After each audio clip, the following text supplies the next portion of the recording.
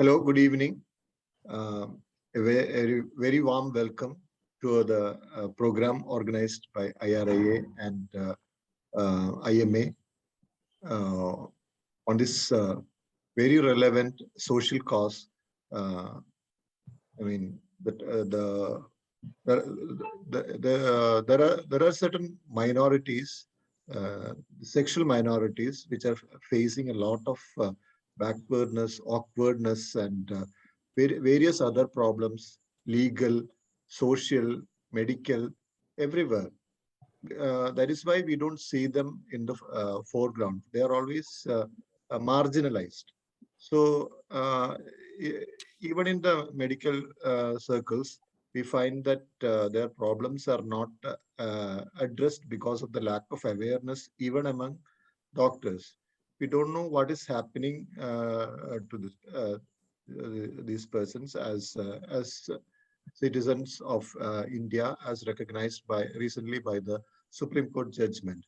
So it is we find that we believe that it is our social responsibility to bring them into the general milieu and address their medical problems, psychological problems, and other issues.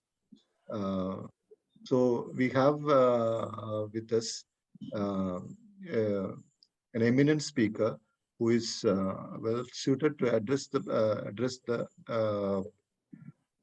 endocrine element of this of their problems.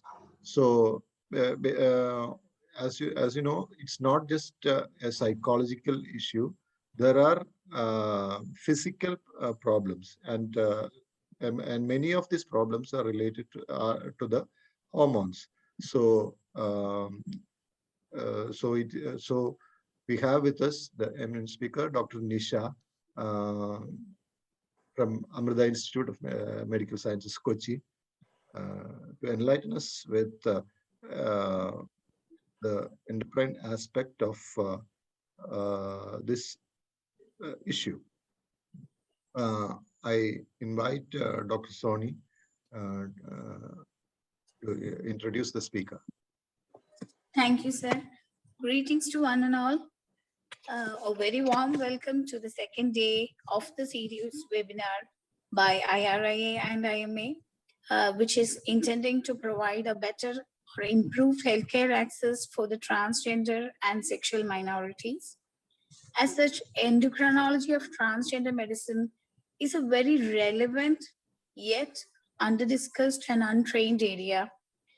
And as India has got the largest transgender population, as such, we should be the trans healthcare capital of the world.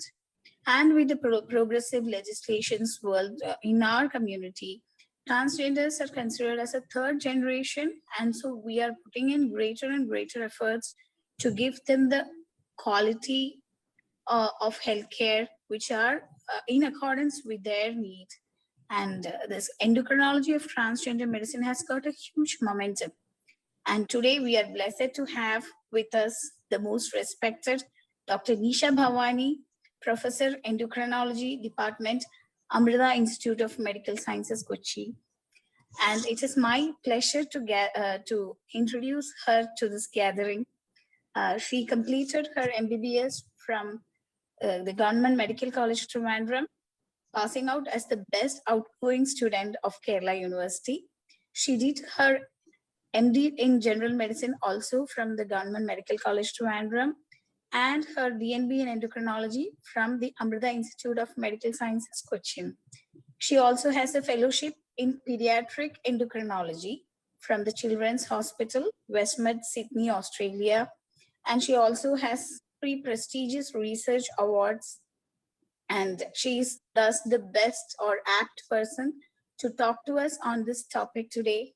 It is my honor and privilege, ma'am, to welcome you to this gathering on behalf of one and all of us. Thank you. Thank you all. We welcome you, ma'am.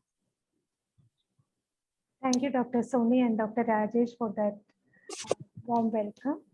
A very warm good evening from the Department of Endocrinology, Amrita Institute of Medical Sciences, Cochin.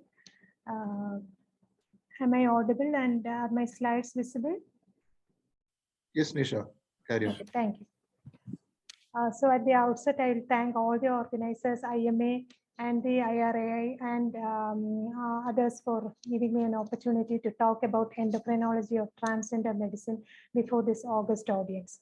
I would also like to tell that I am also in the learning curve. I started treating transgender people only for the last couple of years. Dr. Sandeep in plastic surgery is the man behind the transgender clinic in Amrita, and we play mostly a supportive role. He is the master brain behind Amrita's support of transgender care. So I am in the learning curve. So pardon me if I am also learning with you.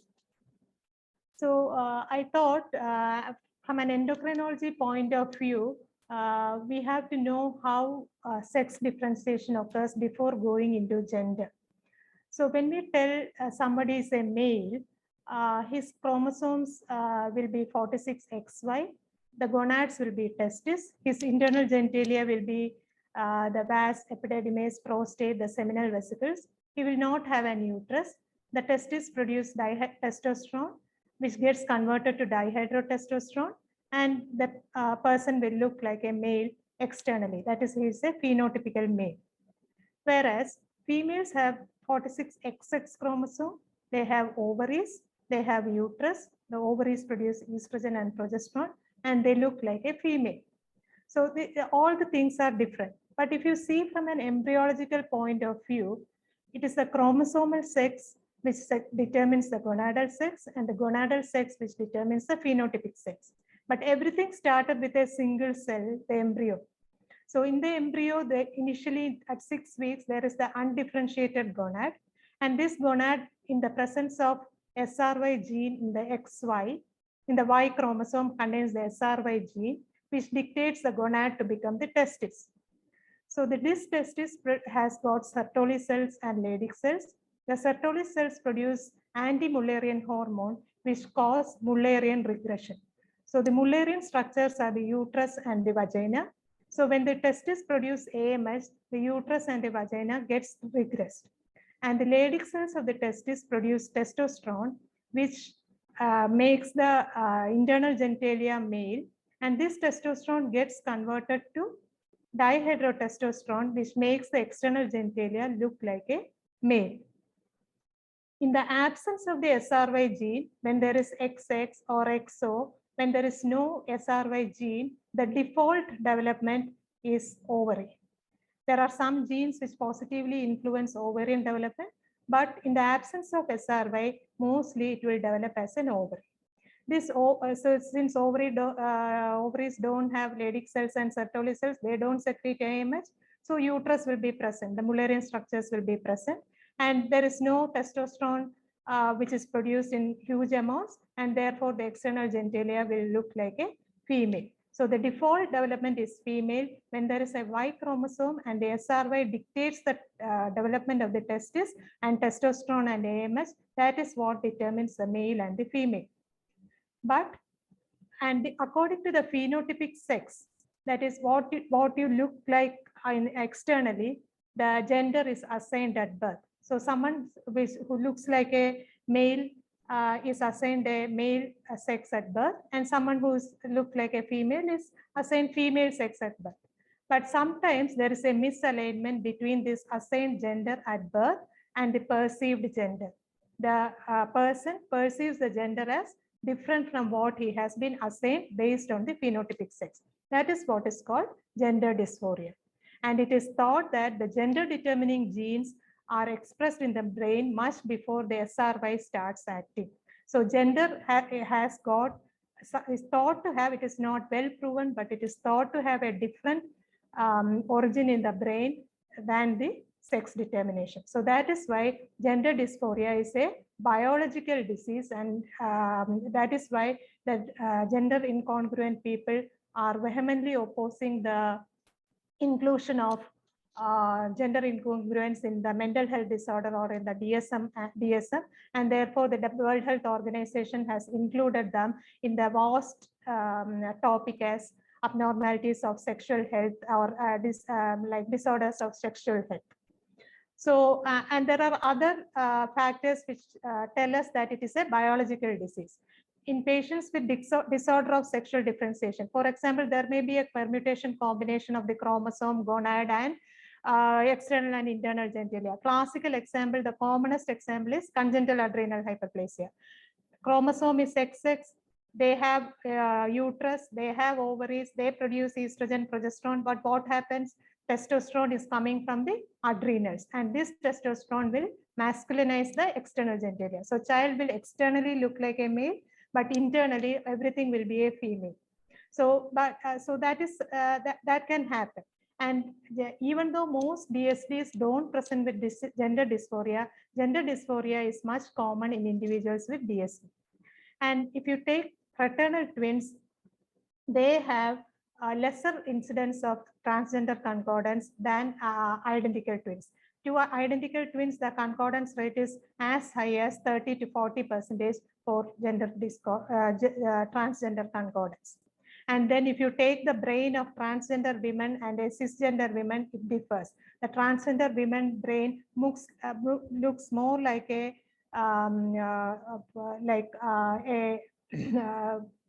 women's women, that is male to female transgender. The brain looks like more like a female rather than a male.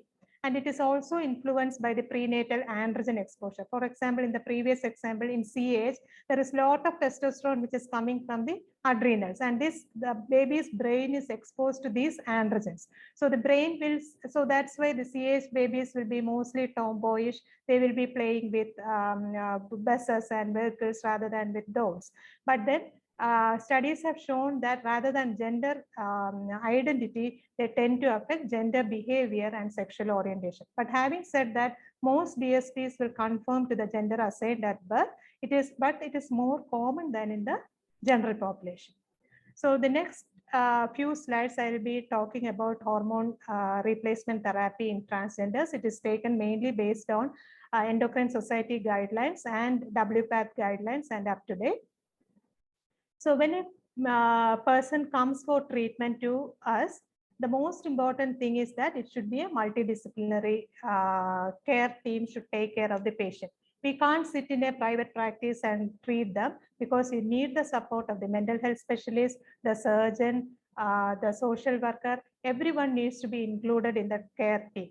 And then the diagnosis should be established. It is usually very forthcoming, but sometimes we may have to get the help of the mental health professional to establish the diagnosis and rule out an underlying mental health disorder. And then we should ask the person what they are expecting from us. Some people, they don't want their body to be like a their perceived gender. They just want to behave like that. They don't, for example, a trans man doesn't mind having breasts. It can be there. So there you don't need hormone replacement therapy. So you have to ask the patient what they expect from us, and then any false expectations that they have, that also we have to correct. What all you should expect from the treatment, we should tell them, and what all they expect from us, we should get from them. And then we have to clearly explain the risks and benefits of treatment, because this is a hormonal treatment which carries risk as well as the benefit. Unmonitored treatment is a huge risk. You have to be under strict follow.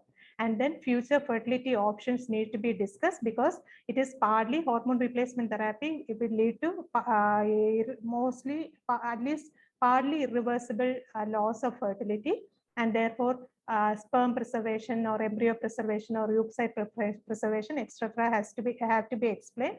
Although in our population, people going for this fertility preservation are few, mainly because of the cost involved. So this is the DSM-5 criteria for gender dysphoria in adolescents and adults.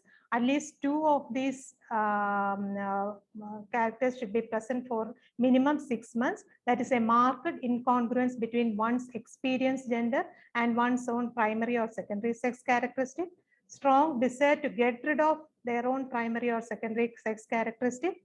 A strong desire for the opposite gender primary or secondary sex characteristic, a strong desire to be of the other gender, a strong desire to be treated as the other gender, and the strong conviction that one has the typical feelings and reactions of the other gender. And we have to always specify if it exists with a disorder of sexual development and whether they have socially transitioned to that new gender role and whether they have undergone any treatment, hormone replacement, or surgery. All this has to be specified in the diagnosis of gender incongruence or gender dysphoria. So in short, gender incongruence is persistent incongruence between gender identity and external sexual anatomy at birth with the absence of a confounding mental disorder or other abnormality. It becomes a dysphoria when it affects their daily living, when it affects their social functioning, school functioning, or any other areas of function. So the aim of the gender affirming hormone treatment is to induce the physical changes to match the gender identity and to maintain the hormone levels in the normal physiological range for the target gender. Now, when do you start treatment? There is persistent, well-documented gender dysphoria or gender incongruence at least for 6 months. Capacity to make a well-informed decision. They should sign the informed consent and give us.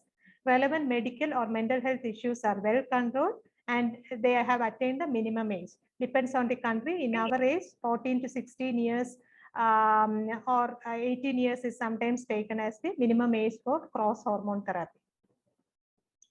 So coming to specifics, male to female transgender or trans woman, we are giving estrogen. So as we all know, estrogen is thrombogenic and it predisposes to breast cancer. So pre-therapy evaluation, we have to assess the risk of breast cancer, venous thromboembolism, cardiovascular disease, cerebrovascular disease, hepatotoxicity, and hyperprolactinemia. Estrogens, especially old estrogens like ethinyl estradiols used to produce hyperprolactinemia. So that should be treated before initiating estrogen therapy. So what we give trans women are anti-androgens and estrogens. The most common anti-androgen that we use is spironolactone. Cyproterone acetate and other molecules are there, but it is not widely available in India. So we use spironolactone and then we supplement oral estradiol. So we use 17-beta estradiol. We should not use the old ethinyl estradiol. The venous thromboembolism risk is very high with ethinyl estradiol. So we usually treat with 17-beta estradiol in little more higher doses. The estradiol levels are titrated to keep it between 100 to 200 picogram per ml, and the testosterone levels should be maintained below the normal range.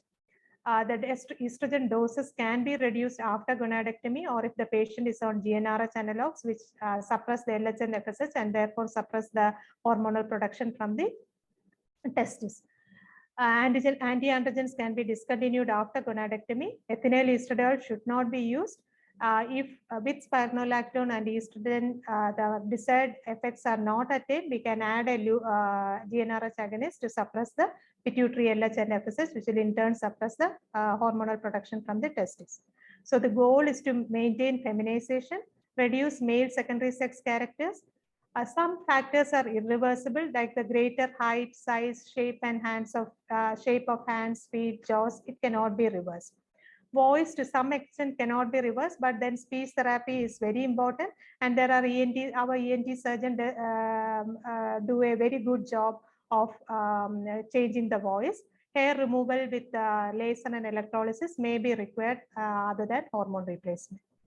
So we will get the effect which occurs with anti-androgens and estrogens are decrease in sexual desire, decreased rate of hair growth, growth of breast tissue, decrease in oiliness of the skin, and early redistribution of the fat mass. So this is what you should expect in the first 3 months. We'll get a decreased sexual desire, decreased eruption. In 3 to 6 months, we will get redistribution of body fat, decrease in muscle mass, softening of the skin, and decreased oiliness.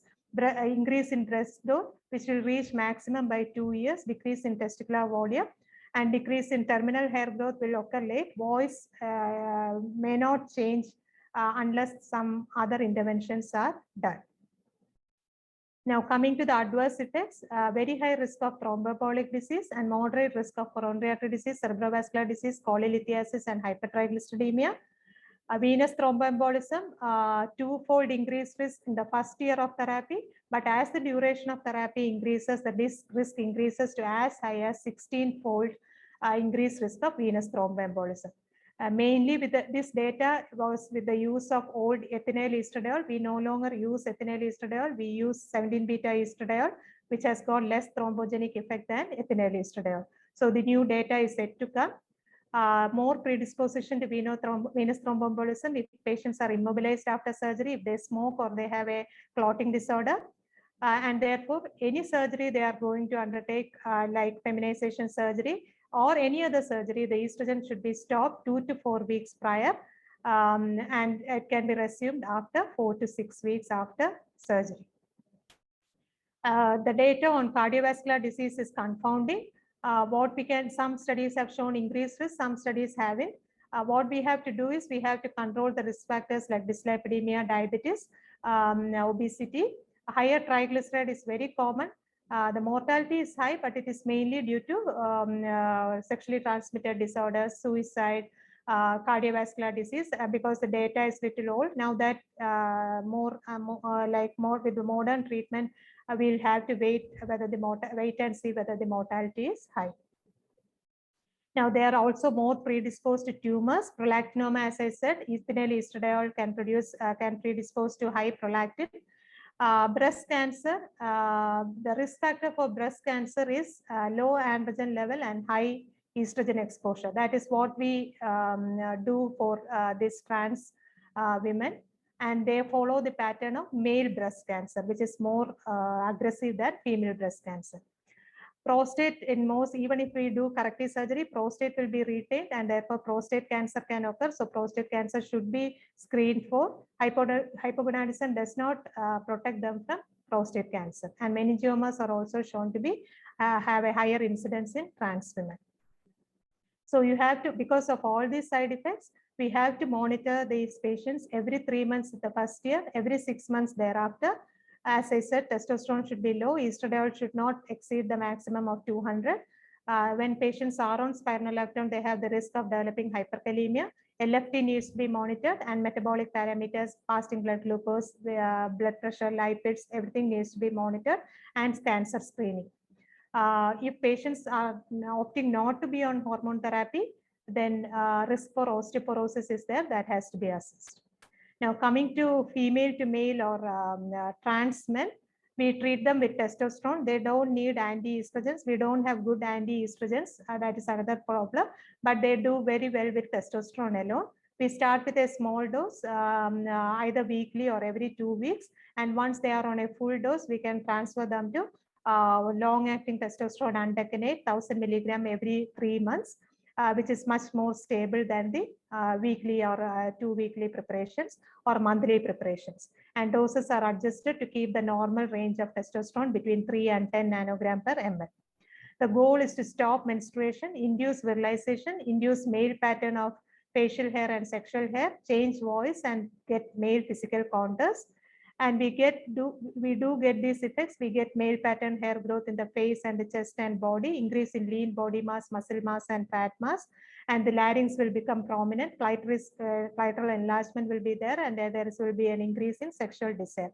As in trans women, trans men also, fat distribution, redistribution occurs early. Menses will stop in usually 6 months to a year's time. But sometimes we will get persistent menses on testosterone. What we can do is we can decrease the frequency of testosterone injection, or we can add a medroxyprogesterone acetate, or we can add a GnRH agonist in such cases. So the adverse effects, very high risk of erythrocytosis with testosterone, and moderate risk of hepatic dysfunction, coronary artery disease, cardiovascular disease, and hypertension. Tumors, vaginal tumors, ovarian tumors, cervical tumors, not very common. Endometrial tumors are common because of the unopposed action of estrogens, which are aromatase from the testosterone, which we are giving. To reduce the risk, progestin may be useful, but that will, and endometrial cancer will also predispose them to breast cancer if they are not removed.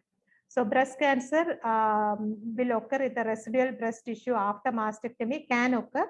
So we have to conduct sub and periolar annual breast examinations if mastectomy is performed. If not, mammogram according to female, what is followed in normal females. So you have to monitor again, like trans women. Trans men should be monitored every 3 months first year, every 6 months then on, with testosterone levels, hematocrit, metabolic parameters, cancer screening, and osteoporosis. So what are the outcomes of treatment? There is significant improvement in quality of life and psychosocial outcomes. There is a almost 75 to 80% improvement in gender dysphoria, psychological symptoms, quality of life, and sexual function with hormone replacement therapy. Now coming to the last topic, the treatment in children and adolescents, which is at a evolving field. Gender dysphoria, which occurs in prepubertal children, the trajectory is unknown. Children may not be able to express what they feel, but they may express some signs, but we are not sure whether it will progress to actual gender dysphoria or not. So prepubertal children, it can go any direction. So the most important thing to do in such children is to support the well-being of the child and family. Ideally, we should not try to reverse or repair that feeling. We have to,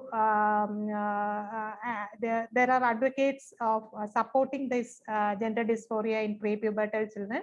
We should be actually neutral. We should not actually go for or against. We should just listen to them and support them, and we will have to tell them that we will find a solution when the child is grown. But gender dysphoria, which occurs in puberty and which intensifies with puberty, that is usually permanent. So they will be grossly dysphoric, and therefore, in that case, we may have to give them therapy. But then it should be a slow transition. Initially, they should be socially behaving like a perceived gender to see how the society accepts them. And then, if needed, they will have to undergo pubertal suppression. That is to prevent the development of characters which they don't like. Like, for example, trans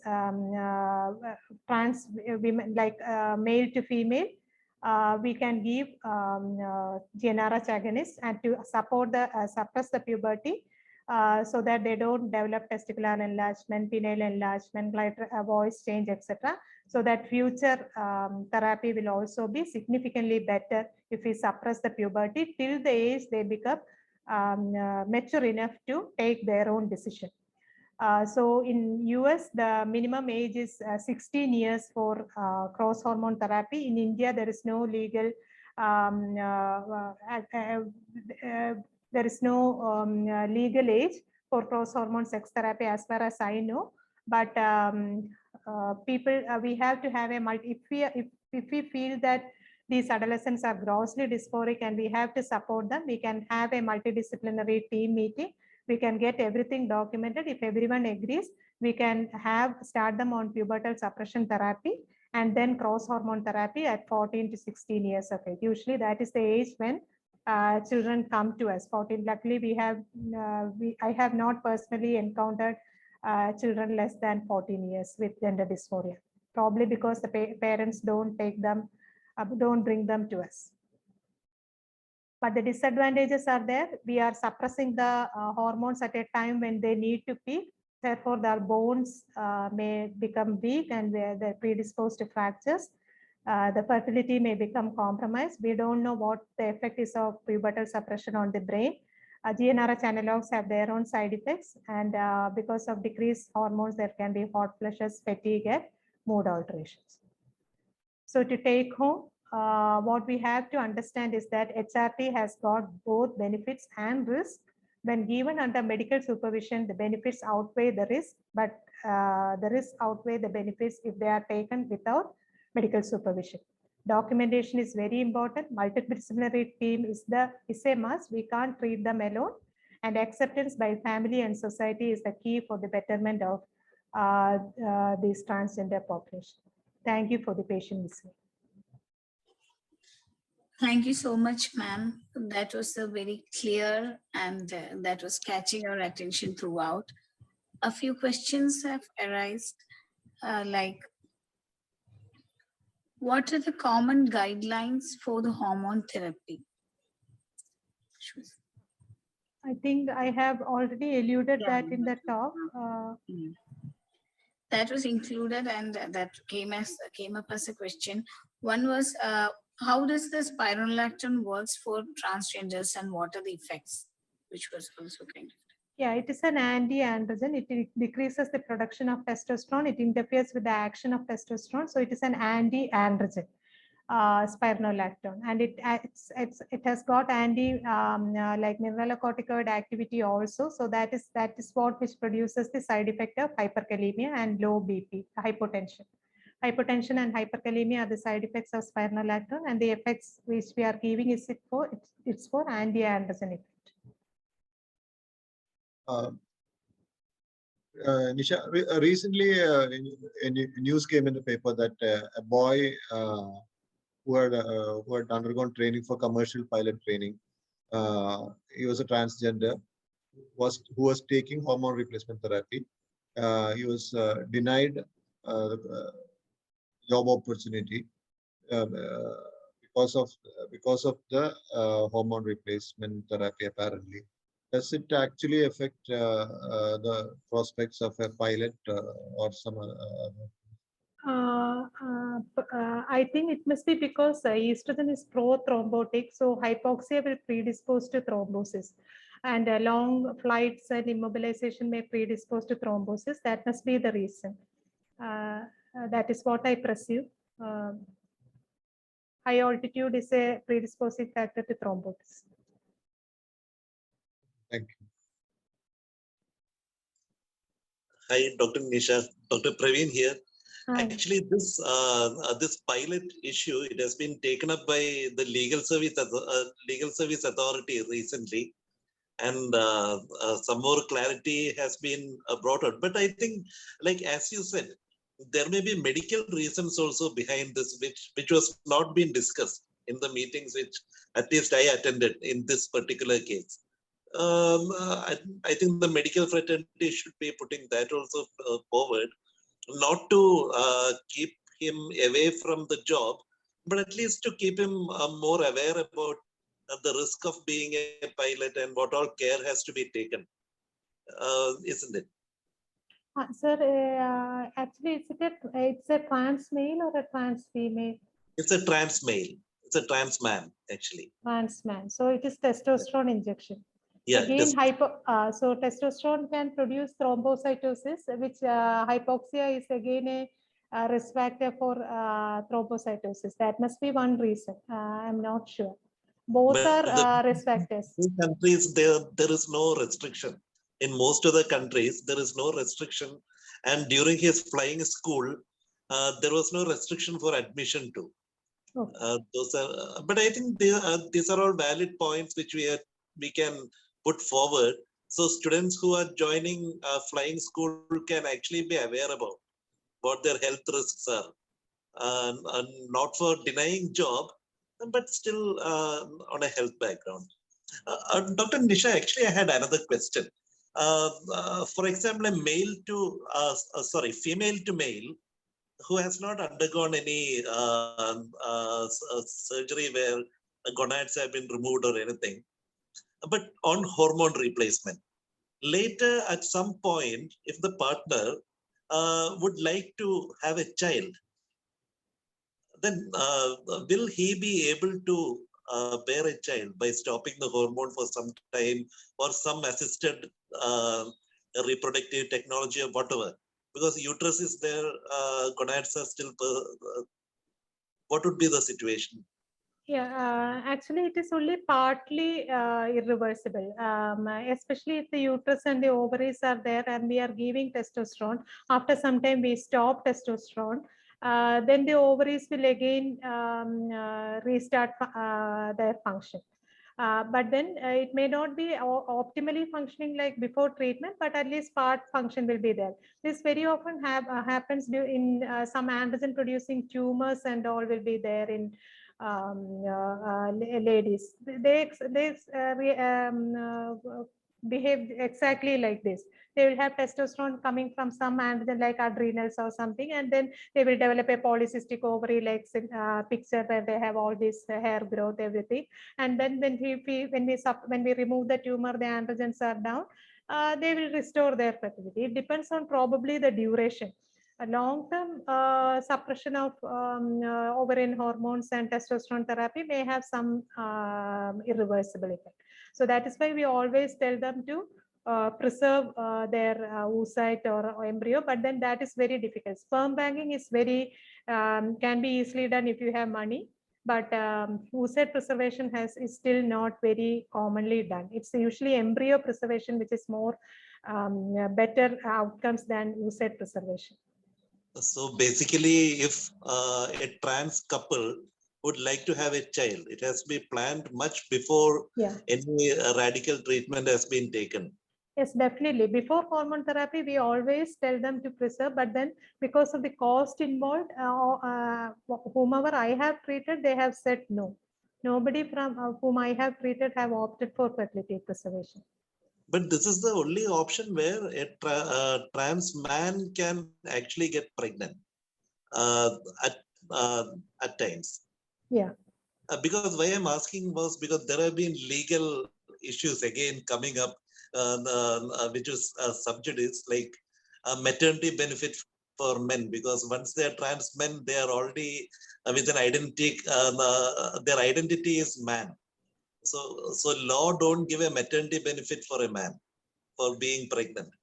So such issues have been discussed. So there may be some doubts in this area also.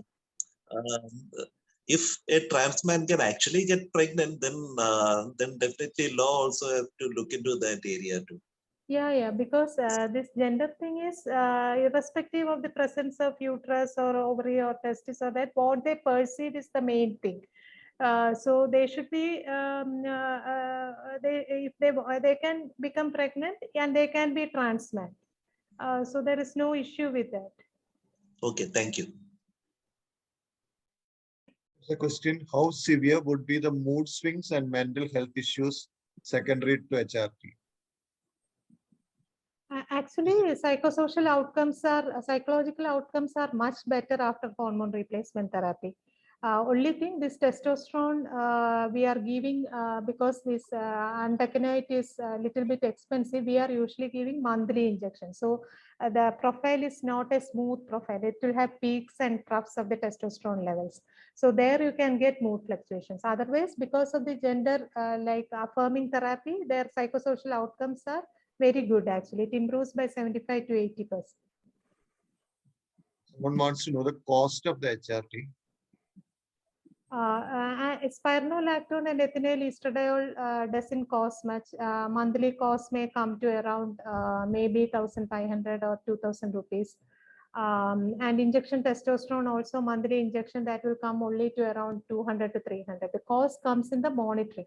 We have to monitor the bloods every 3 months and initially and then 6 months.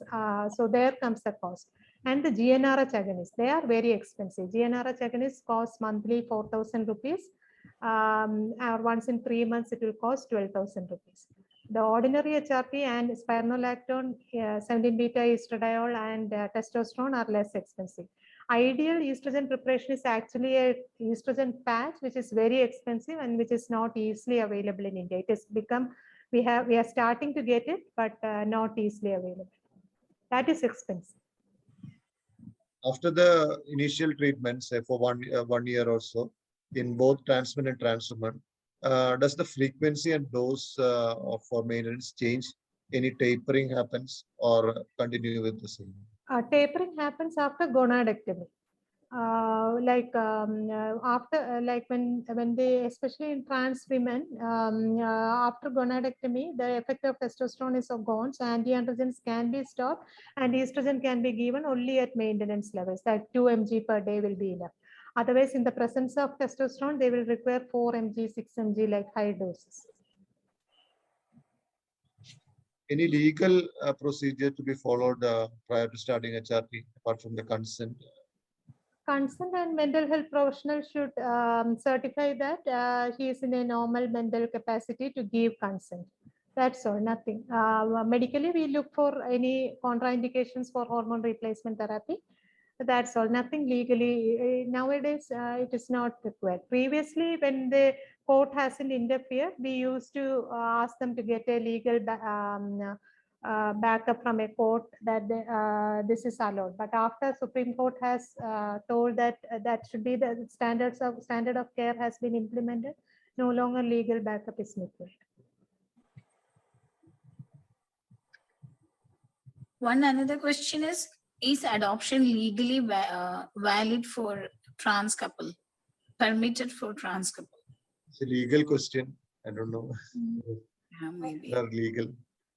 I'm not sure. Dr. Praveen, you have any idea? Yeah, even I'm not sure, but once they get a certificate of being a man or woman, then they can. But it is again, I'm not very sure about it.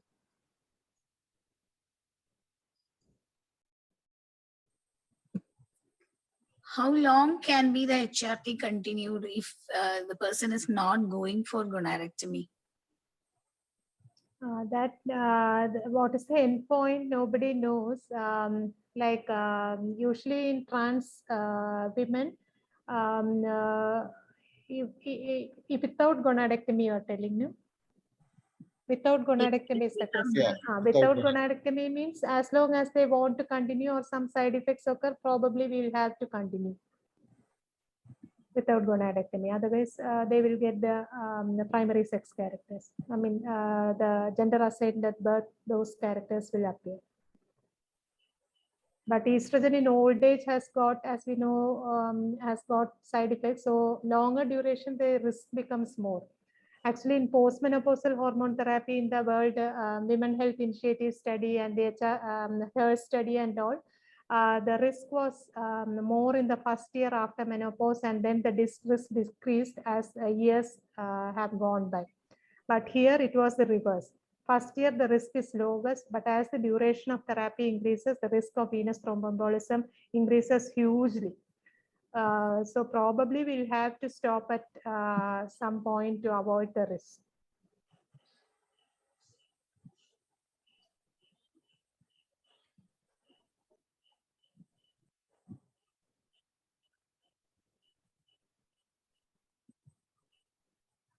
General question.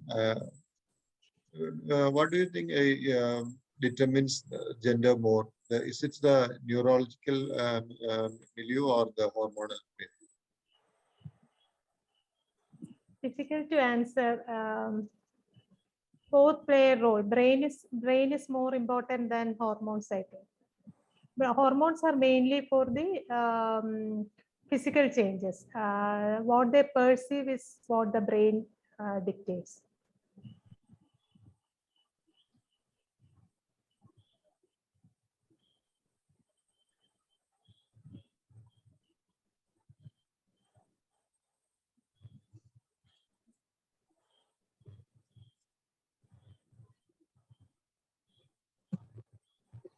Dr. Nisha, actually, in this hormone treatment, male to female, we actually find a lot of issues with skin pigmentation and issues like that, and they go on for a lot of cosmetics.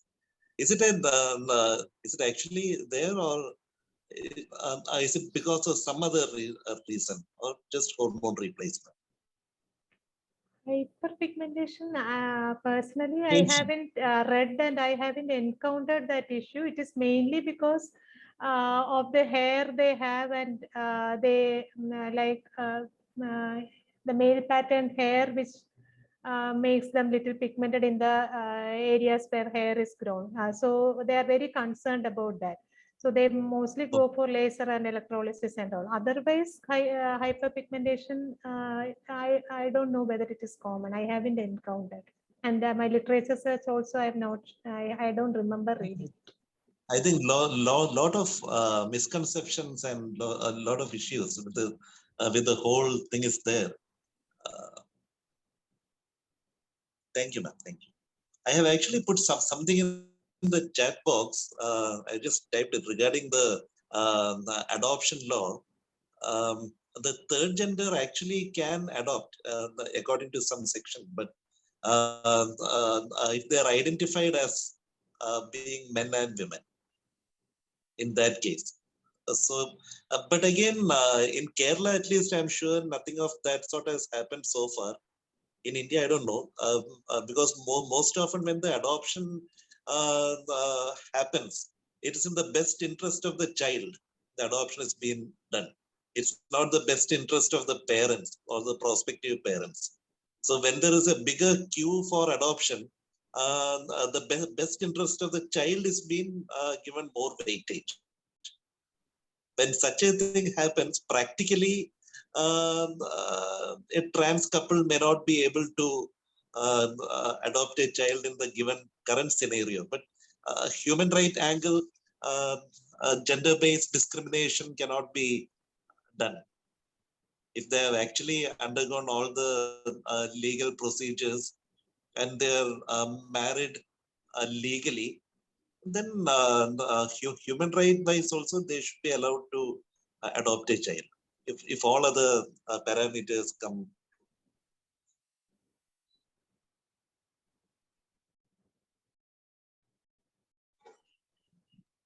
Question: how long HRT is given before undergoing gender affirming surgeries? How long? Minimum 1 year. 1 year. One question is, what are the usual side effects of estrogen high dose in clinical practice encountered in clinic? I think she had already mentioned. Yeah, longer term therapy, venous thromboembolism, some edema and some usually well tolerated, some transaminitis, hypertriglyceridemia, all these we see. And What should you do in transaminitis occurs? What is lower the dose of estrogen. Or sometimes we withhold it for some time. And especially if drug like alcohol abuse, everything is there, risk are more.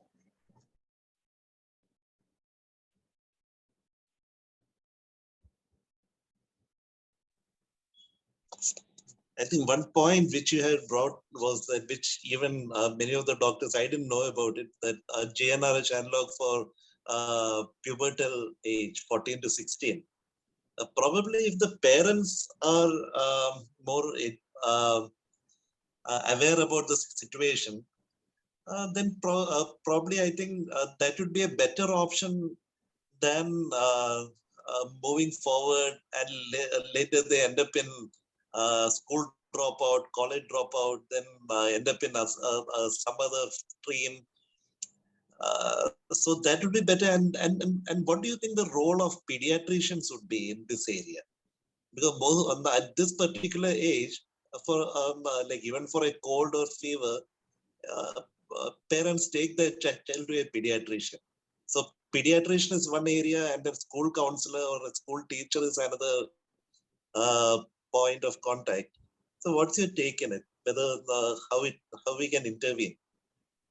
The recommendation is if it intensifies in puberty, they have to be supported and should be started on pubertal suppression therapy. After they undergo social transition, like they should be asked to live in the perceived gender and then go to school and see how they cope up with the school, and then start on GnRH agonist. Cross hormone therapy is the one which needs to be done last, maybe after 18 years, once the child is fully has reached the adult age. So pediatricians, I think people have found out that the natural tendency is for us to tell them that this will all disappear. This is just a thought like that. So we try to repair or reverse their thought, but that causes a lot of trauma, and to the child is what the literature says. And they should be supported, and the parents need to be supported. Otherwise, as you said, they will end up in the wrong path.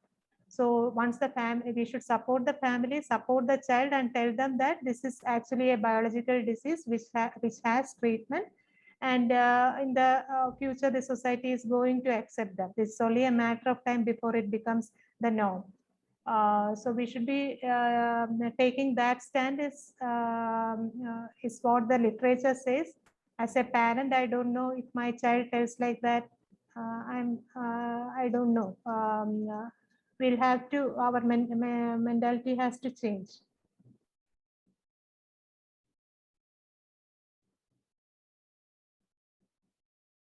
I think there are no more questions, I suppose.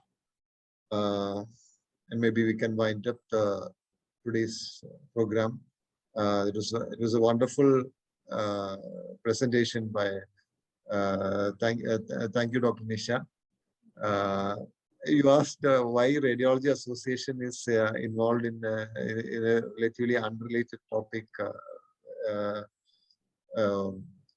Actually, we have a social wing, and it is because of the as a part of the social commitment of the association, we are organizing this program. And I think this opens up a lot of talk among the doctors, which is sadly lacking. Awareness is lacking. So we believe these sessions help in bringing forth their problems to the medical community, and it becomes a turning point in their life, as well as the doctor's attitude to the community as well. Thank you all the panelists for the listening, and thank you organizers, MedPipers,